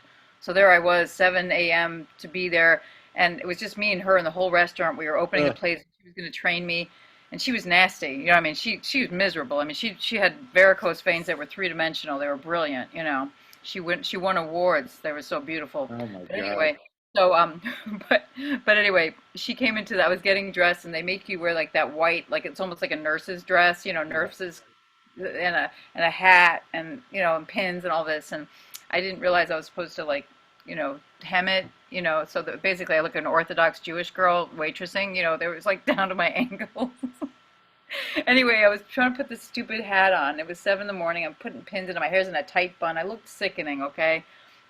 And she walks in, and I'm totally miserable, and she barrels through these doors, and she goes, "All right, let's go, glamour puss." Glamour puss. It's like, of all, you know what I'm saying? Like, somebody didn't feel glamorous, it would be me. That would be me in that moment. Did she bleed in your act at all? Like, what you have you? No, but she's in my TV series because I call her Esther in my TV series because that character, basically whatever, we always go towards people who we think we're like their type, but like tough women. I liked it, but turns around, they're exactly what you don't want. It's like violent. Well, there was something about them, their maybe the rebellion or their defiance that they were tough. You know, I like tough. You know, it was like, but then I mean, I don't want to like bore anybody. I'm sure everybody's already left. But anyway, it's just it's just funny. Yeah, but there were 3 women that all combined, you know, that were very much alike. I mean, that woman. This is a true story. That one, the Al-Anon lady, that I said with the cut off sleeves. I called her. I was waitressing, and my manager kicked me in my ass, you know, physically, like literally kicked his boot up my ass in front of the whole restaurant. And then he punched me in my back and like in my kidneys, and my knees kind of like buckled. I mean, you know, this is why, because I was abused. So of course I'm going to just find more abuse, you know. So this was happening to me, and then I called her crying, and I was like, "Esther," I'm like, I think I need to quit waitressing. And she goes, "Oh," she goes. She's got a Western on, and all you can hear in the background is yeah, you know, like really loud blaring because she was hard of hearing, so it was really loud. And then I go, I think I need to quit. I want to quit waitressing. And she goes, "What's that?" And I go, I think I need to quit waitressing. I don't think it's good for me. I don't think I can take it anymore. And she goes, "You're just lucky you got 2 good legs to waitress on." I was like, oh. You know what I mean? Talk about calling the wrong person. You know what I mean? That's hilarious. Any questions for Cynthia before we bring on our last guest of the evening? Anybody? Questions? Questions? Kathy, you're the only one around. So you have Kathy, everyone else is taking their video. Everybody else is like fingering themselves in a corner. I was going to say, they masturbate? What's going on? Kathy, oh, there we go. Avery, you're back. Oh, Avery, sorry. I know you're not. You have a question? Avery, questions? Anybody? Tim? Kathy. Tim couldn't. What, you got to, let me mute you, Kathy. Okay, Oh, I'm not you muted anymore. No, I really enjoyed you, but I don't really have any questions. Well, Kathy, we can all. Like I should have a question, but I have no questions. Well, Kathy, we can. You're a comic. We can relate to dysfunctional, right? I mean, you. Kathy does a lot of stuff about her dad being a cop and being very aggressive when you were a kid, and hitting you, and I mean that's part of how you grew up. You have a very tough family. Your mother was a cop, right? She was in the military. Wow. My mother was a cop. My mother was a Marine during World War II, and my father was the chief in the police department, and my 5 brothers were all cops. Wow. So that's the house I grew up with. We had 10 people and 7 guns and 1 bathroom. Yeah, that's one of my jobs. So it was challenging, to say the least. Wow. Well, I'm glad you're doing stand-up. Yeah, it's a lot of fun. Opposite. A lot of fun. That's awesome. But my mom was a great influence, I have to say. So she was kind of my saving grace, as she continues to be. Good. At the age of 99. So amazing. Holy yeah, she's amazing. So I lucked out in that realm for sure. Good. Cynthia, did your parents ever like your comedy? Did they get it? Like my dad was never really supportive till later on. My mother was always, but my dad took a while. How about with you? Did they get it? I don't really, I'm not in really much of a relationship with him, and so he's only seen me, I think, twice live, and in 32 years. And my mom has seen me a few more times because she's come out to LA and to New York, and she a couple times, I did really well, and she was crying, and she went, Cynthia. I mean, but she never touched me my entire life, and all of a sudden, like, it was really moving to me because I haven't had a relationship with her barely my whole life. So it was kind of like a couple moments. But the worst time that ever happened, and I'll shut up after this, was my whole family came to see me one time, and I just was doing 5 minutes at the Funny Firm in Chicago. That's where I grew up, and I was doing the Funny Firm, and my whole family came with their significant others and, whatever, because everybody, of course, had somebody, I've never, but they always, and I have 5 brothers and sisters. And so now they're all, and so there's like 13 or 14, or whatever, they're all they go sit up in the higher, higher level, right? And I go up on stage for my 5 minutes, and I look up during my set, and they're all eating. Okay, that's it. They were like, they had gotten, because they're Jews, and all they do is eat. And so they just pretzels, anything you can get at a funny, at a comedy club. Give us some pretzels and mustard and cheese and crack, whatever you have. And so then exactly when I'm up there, you just see them all like, this is all, I'm like, doing my shit, and this is them. You just see them. I just see their heads down. All of them. I'm not shitting you. And then afterwards, they all walked out and they didn't look at me. They walked right past me. It was pouring rain outside. They all got into their cars, pouring rain, get into their cars, took off. And I just watched, and it was a nightmare. And I went to try to sleep with my boyfriend's friend that night just because my boyfriend wasn't around. Anyway, it didn't happen, but I tried. Anyway, I was do what you got to do. But anyway, and they never brought it up again. They never, ever, ever brought it up. I hate when families to this day, and that was 30 years ago. I hate when families go. Every time my family member goes, I always have it's always the worst show ever. It's like, of course, something horrible happens where the crowd sucks. I remember I was 16. I did it for the first time in my life when I was 16. I thought I was Gary Shandling. I was like, hey, you guys ever notice? Yeah, I can't believe it. Like, I just memorized the guy's act. I was like, I'll just go be like Gary Shandling. You guys ever notice? I can't believe it. I mean, come on. My house is so cold. My dad's cheap. I chilled soda in my sock drawer. There's a morning frost on the rug. I mean, I would do all this shtick. And we went home. I imitated my dad the whole time. And my dad, I thought he would be laughing, furious, almost didn't drive me home. And in the car, he said, the only reason why that crowd was laughing was because you were making them nervous. You were making them nervous. Well, no, Dad, I was doing you. They go, no, you made them nervous. You should have done your Jack Nicholson impression. You should have done your Jack Nicholson impression. That is hilarious. Didn't talk to me the rest of the ride home. That's hilarious. That's great. Anyway, this is great. Any other questions for Cynthia? And Cynthia, anytime you want to come back, I say this, if you ever would love having you, just sharing stories, and what a great story to hear about, your path, because I don't really know it. I never knew it. And I love that. I have a feeling that we should be doing a Zoom. I don't know if you ever do this, but like doing a Zoom show where it's just character based, and like just putting characters on a Zoom like this, and the whole thing's a parody. But that would be fun, and I think you'd be fun to bring you on and do it. And we would just have a few characters on the show. Sure. Yeah, that'd be fun. I would love that. I would love absolutely. that with you, because I think you would be amazing. So great. Thanks, Bob. You're welcome. All Any right. other questions? And before we let Cynthia go and bring on our last, you're more than welcome to hang, but if you have to go, I totally get it. I'll say hi to Jim Delakis. Yeah. So let me bring on our last guest, you guys. Another good friend of mine. He's been away for 2 years. Well, not really 2 years. He's been away for about 7 months in Australia. He's just back. And Cynthia, do you know Jim Delakis? Yeah, let's see if he remembers me. I think he does. I think I mentioned you were on today, and he mentioned that he remembers you. So Jim, if you have video, please come on. Jim has done the Edinburgh Comedy Festival, master impressionist, loves doing voices. That's kind of, oh, there you are. There he I was is. hitting on the wrong box.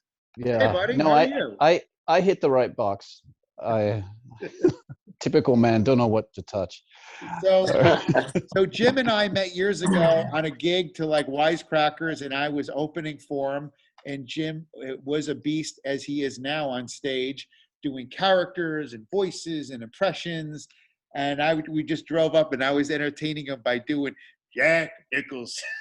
It was the best because My father would have been happy. I was so depressed because sucks. I was having. Is a shithole.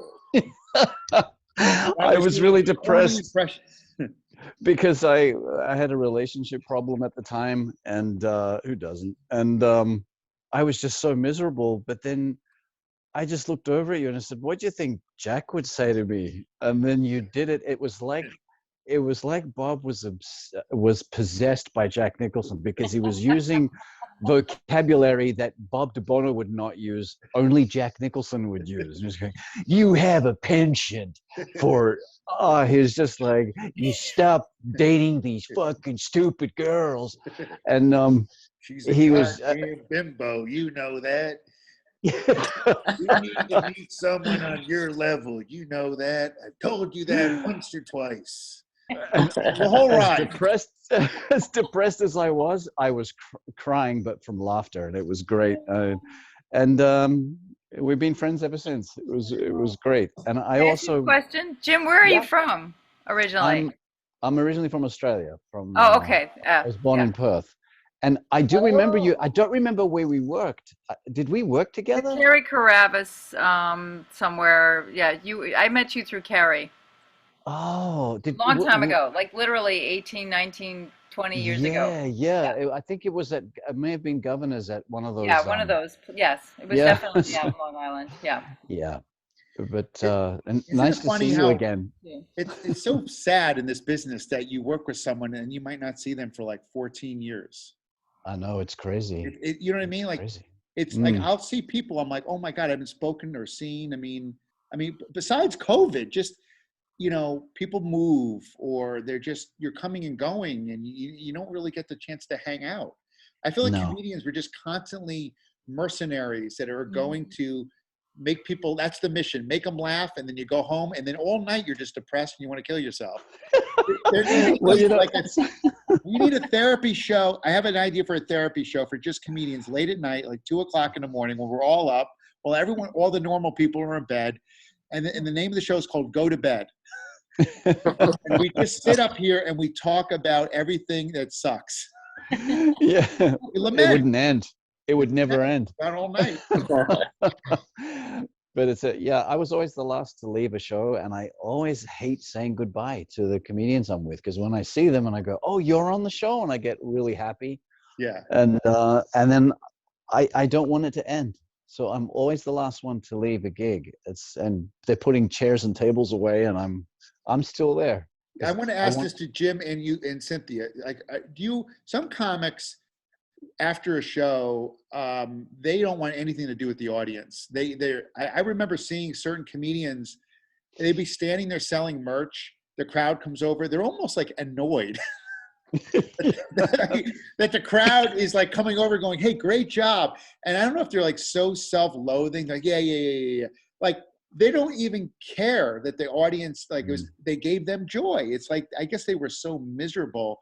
But some comics, I was like, I don't get it. You just went up there. They gave you what you wanted. I think the field wanted, valid.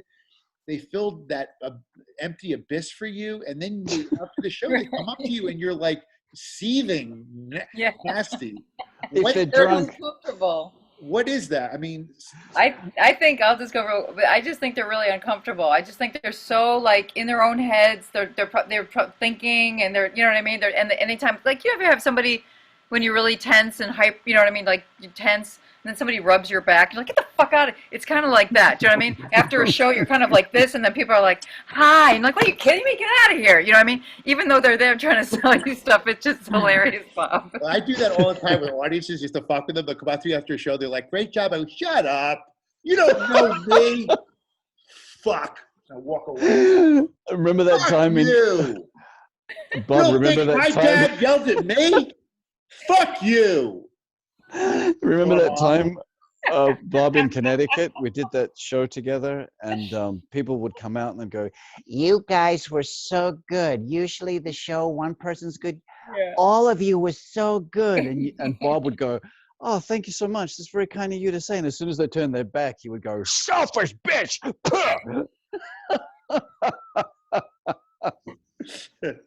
I have more time. I have more fun fucking with the audience off stage than I do on stage. They come over to you. You were so great. Like they act like that you were there. I love the audience that comes up to you. They act like, oh, you met my expectations. Like you're lucky. I'm here to give you your critical review for the invisible paper I write. Like I don't care. Like I'm doing this for me, lady, because no one listened to me when I was younger. I don't give a shit whether you like me or not. I just want to say that you did very well. I thought, and then they criticize you. You could have done this a little better. You did a little too much of that. And I get very immature. I go,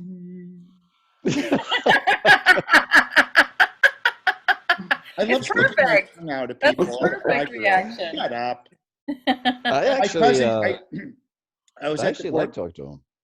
I was at the Borgata a month ago. My cousin, who, I'm close to her, comes to the show with her husband.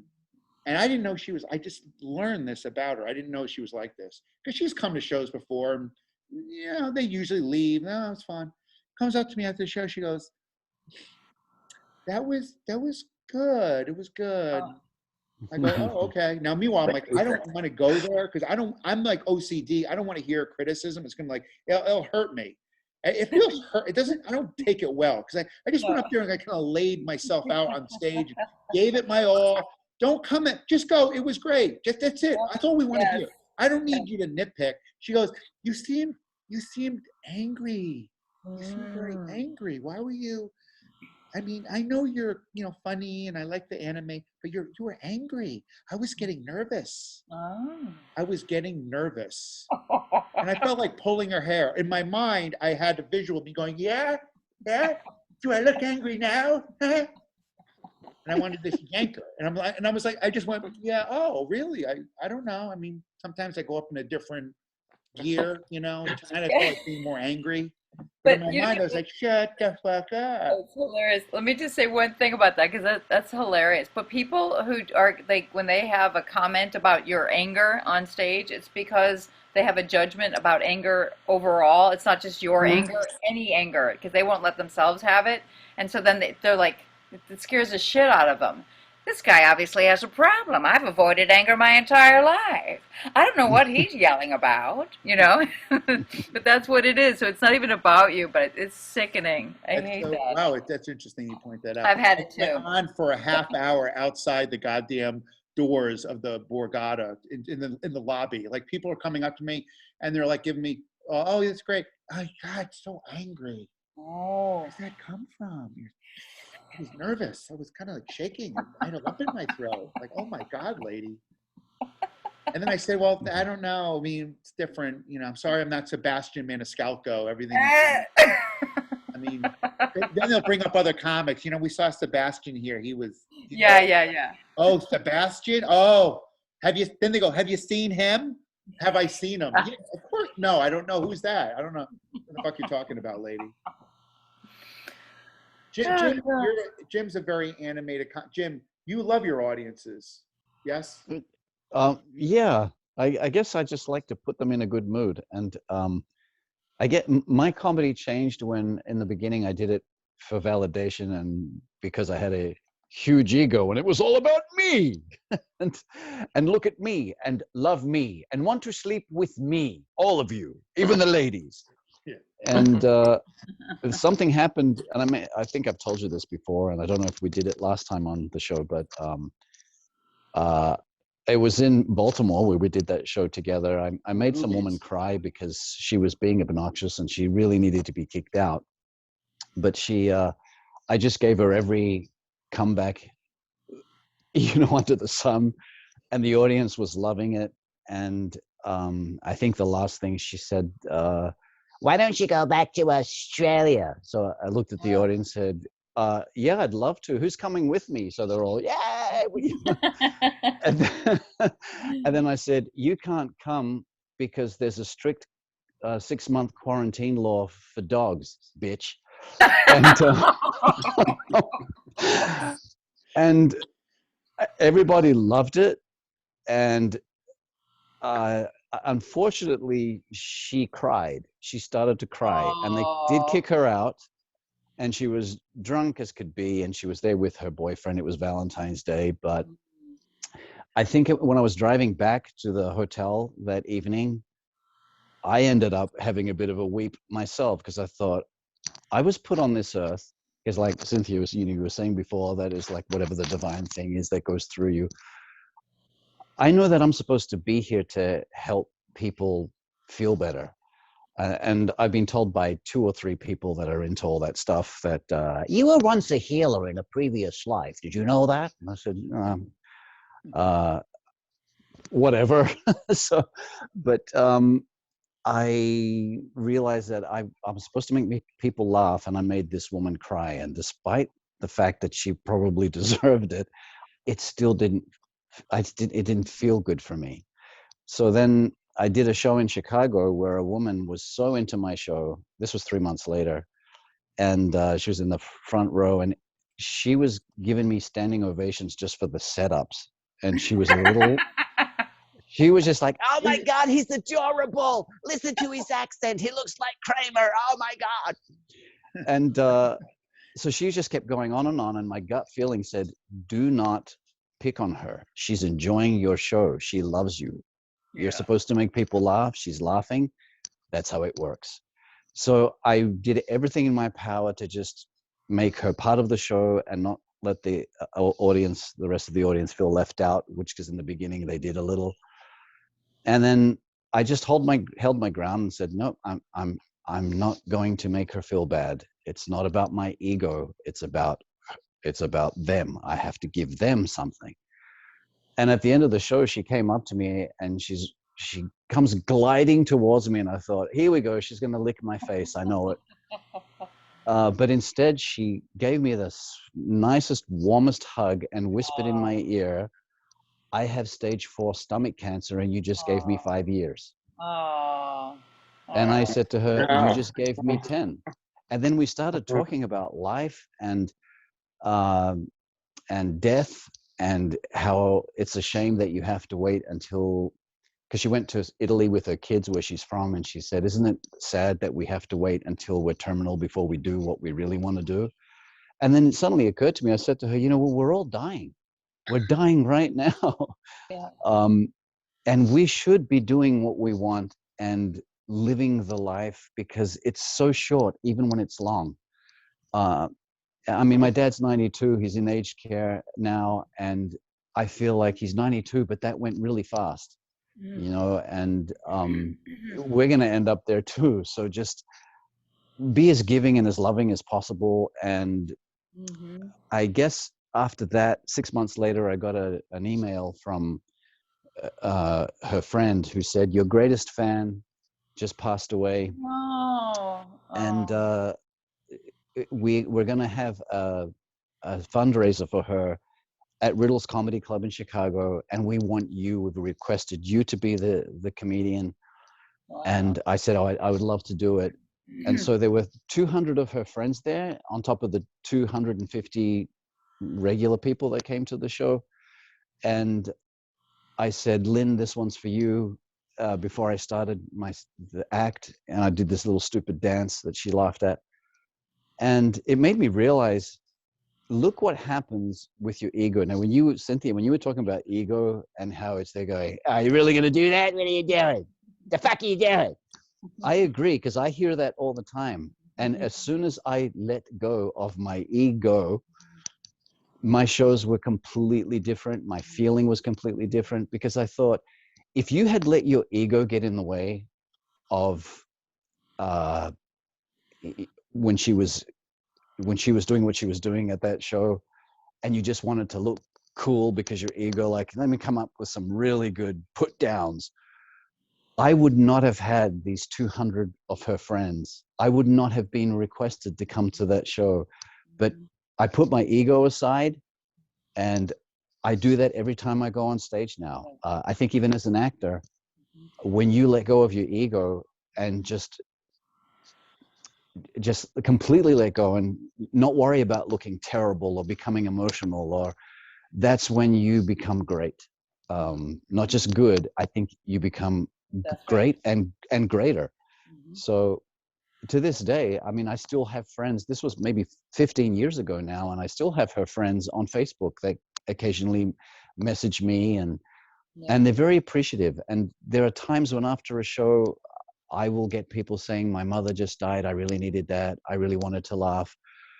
And sometimes they don't laugh and they look like they're really miserable and that they're upset. And I don't want to do anything to them. I just, they've got problems. I don't know what it is. And it's not my place, but I hope they feel better. And it happened in Lancaster, not Lancaster, in Harrisburg, in PA once. Everyone was laughing except this one woman, and her husband kept hitting her like, why aren't you laughing? This is hilarious. Get what you're laughing. And then when the show ended, she came to me and I thought, oh, is she going to give me a hard time? And she goes, I may not have shown it, but I really enjoyed your show and I really needed that. And then she told me that she was a flight attendant on a private jet, and she left her job because today, she said, was the final straw. She said, I was on a private jet with Justin Bieber, and if you think he's bad, his dad is horrific. And I just got tired of the misogyny and all the hell, and I just had to get out of that. So I spoke to her and her husband for 2 hours after the show, and it also again made me realize, don't judge. You know, like if someone's got their arms folded, maybe they've got a problem, maybe they're laughing internally.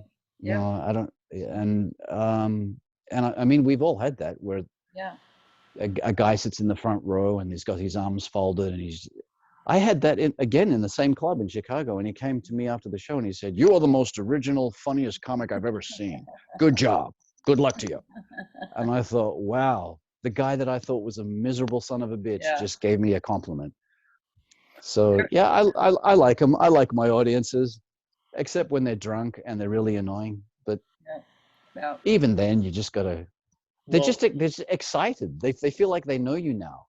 You know, they feel like you got to me. Oh my God, you got to me, dude. You were so good. You know, and they feel like we do after, like, I guess after you see a movie, like with after I saw Rocky, I thought, I think I love Sylvester Stallone now. I want to marry Sly. You know. You touch on something so important, which is most comics, because that insecurity, their own little demons live inside them of not feeling worthy, that if someone throws out a heckle, they immediately get defensive, like they have to win. And the moment you don't have to win, like if I see that I've hurt someone's feelings, like early on when I was probably much more insecure, I would feel like I had to win, to verbally debase them in front of the room, and because I had to have the control. I was so afraid of not having control. And then along the way, because then I would, like you, like I'd feel, because me and Jim we talk about, you know, we're emotional beings, and we love people. We're not angry people. We don't treat people poorly. We really love people. And I would. With girls with penises. We are, right. We have, I have bits. And I remember because I was so nervous, I would lash out, and then I would really hurt people's feelings. Like, guys, after a show, you know, like, you humiliated me in front of the audience. And I was like, oh, I didn't know. I thought you were trying to humiliate me. I didn't even realize what my actions were doing to them. It's interesting because what was it? Now I forget what I was going to say about getting. Oh, for fuck's sake, forget it. Now I forgot what I was going to say. But anyway, keep going. Along the lines of, like, at some point I matured and I realized if I see someone attacking or trying to be, someone's being a real dick, I mean, then you have to show the audience. The audience won't respect you. Of course, like, absolutely. You have to keep, or at least try to. But but I've learned that when someone looks like they're, like Jim's talking about, like maybe they're insecure, maybe I hit a joke and they took it personally, I now empower them and I put myself down and I give them all the power. And the rest of the show, I'm building them up, because I don't want anyone to leave feeling angry or hurt. No. Yeah. Exactly what. Yes. I always feel like, you know, as long as you could say pretty much anything as a comic, I think, even under today's, you know, as long as you're coming from a good place. If you're coming from you know, like if you're, you know, we've all had days where we think we're being funny, but we're actually kind of raw that day. Have you ever done that? Like you've been tired or raw, you're in a sticky space, you didn't even realize it, and then you see the joke that you would normally say that comes out just fine, came out like people are like, what the hell's wrong with you? I don't know. It's just a joke. I didn't know. You know what I mean? Because I really feel like you could say whatever you want as long as you're coming from a good place. You do have to, you know what I mean? And that's why you kind of always have to check in with yourself. Like that's what's so critical. And you know what you're talking about, which is like I was just there was a woman that used to sit in the front row of the main room of the Comedy Store all the time. She sat in the same fucking seat every weekend, and she sat there like this. Every single comic after every set would talk about that woman, because she I mean, it looked like her face was like literally she made it that way and she wouldn't let it go. I mean, it's just like, and she stared, and I decided that I wasn't gonna respond the way everybody responds, you know, because you do think about it. You're like, oh my god, what am I doing? I'm awful. Everybody else is laughing. No, but she's not, and that's what's important. We gotta talk to her. We gotta get her to laugh. She's a good problem. I mean, she must be a real connoisseur of some sort. She must be seeing something I'm missing. Anyway, it's like we have these thoughts in our head. So then one night, after this is going on for, I mean, honestly, it felt like years, but I mean, it was ages. One night she comes up to me in the hallway and she goes, hey, I just wanted to tell you, I thought you're really hilarious. You're really great. I'm like, I go, really? I go, how come you're not laughing? She goes, oh, that's my face. I can't help it. She goes, I actually want to do stand up. I go, oh boy, well, be a better comic than you are an audience. You know, it was like, you know, but of course, they're scrutinizing. Everybody always has something going on. She's scrutinizing because she wants to be a comic. She doesn't even know what her fucking face is doing. Right. She's analyzing you more than she's watching you. Huh? Maybe she's like looking at you more like I want to be that and analyzing what you're doing than she was enjoying you and processing. Yeah, and unaware that she is the mother of resting bitch face. She literally, every single comic came up talking about her head. That's amazing. I had a stapled show herself in that seat from we've been at shows where we've just accidentally offended someone you didn't mean to. I was at a show and it was like they called it a yacht. It was like one of these one-nighters yacht club. And I go down there, it's a boathouse. It's not a yacht club. It's just a boat on a wall and a bunch of drunk townies getting hammered. And for 4 hours, they were drinking. I mean, we went in at the end. It was like, I don't even know why comedy was there. It was like, they're all drinking and getting hammered for 4 hours. And the comedy show is going to start. Anytime they call it a comedy show, I get nervous. Comedy night. It's really not part of, they don't normally have comedy if they have to call it a comedy night. And I went up and they were so drunk and I was bombing. They're not listening. They're all talking. The mic wasn't working. I was now yelling into the mic because I couldn't hear myself because it was literally plugged in like a clock radio. Like they didn't even have a speaker. And my girlfriend's in the back doing this. I'm thinking, I'm not doing jokes. I'm going to fucking stick to what I'm doing here. I'm not doing that. Meanwhile, she's like, get off the mic. You're eating the fucking mic. And I'm doing it. And I'm like, I'm going to do crowd work. I start joking with the crowd. I see a guy in the like 6th row, big guy. I go, wow, sir, you're a big guy. You're bigger than me just sitting there. Stand up. And as I say it, I notice he's in a wheelchair. Yeah, I knew it. Oh, gosh. And now the crowd is violent. Like they're like, fucking asshole. Fuck you, man. And I'm like, you don't do that. And now because they all know each other. I'm like, oh my God.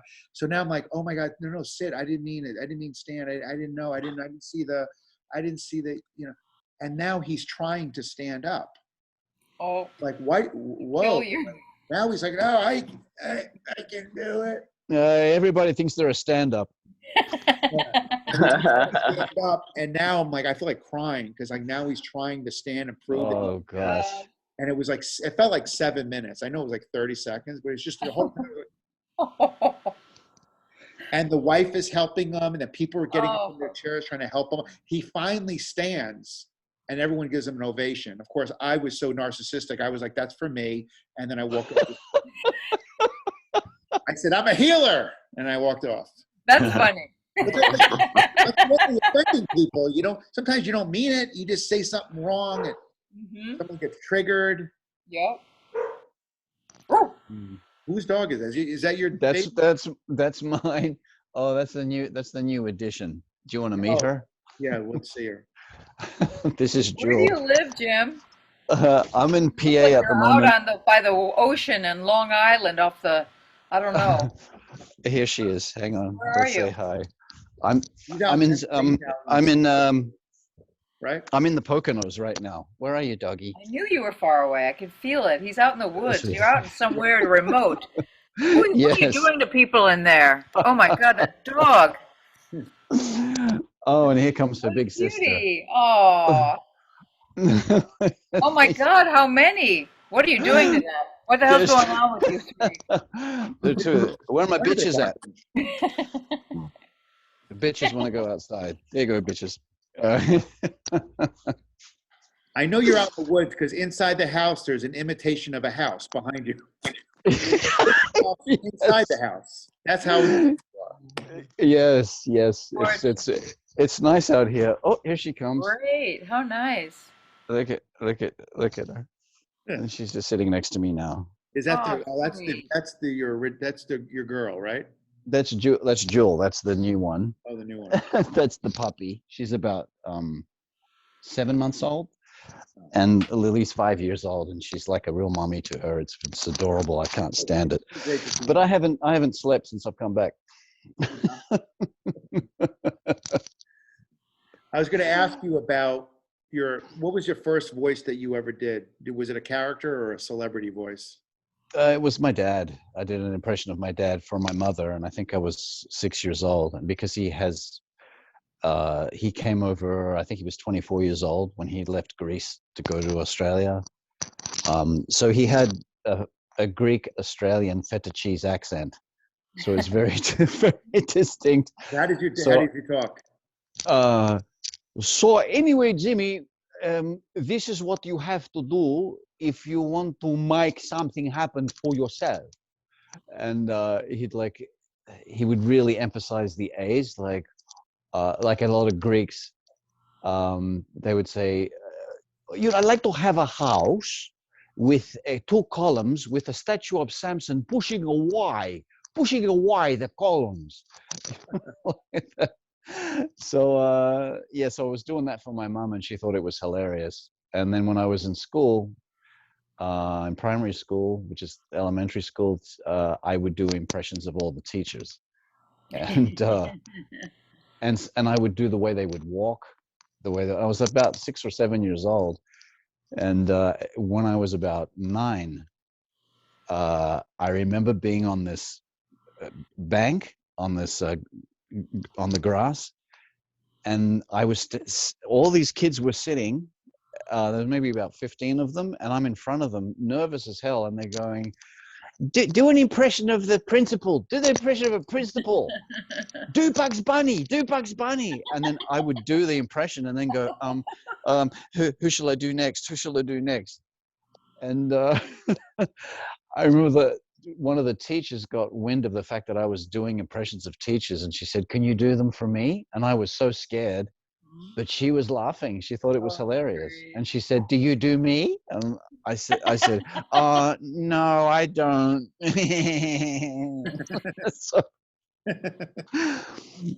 But then I realized the more I liked someone, the easier it was to do them. Like if I really admired them, because I remember I wanted to come to America when I saw Al Pacino in Dog Day Afternoon, because I thought, I don't know where he learned to do that, but that's where I want to go.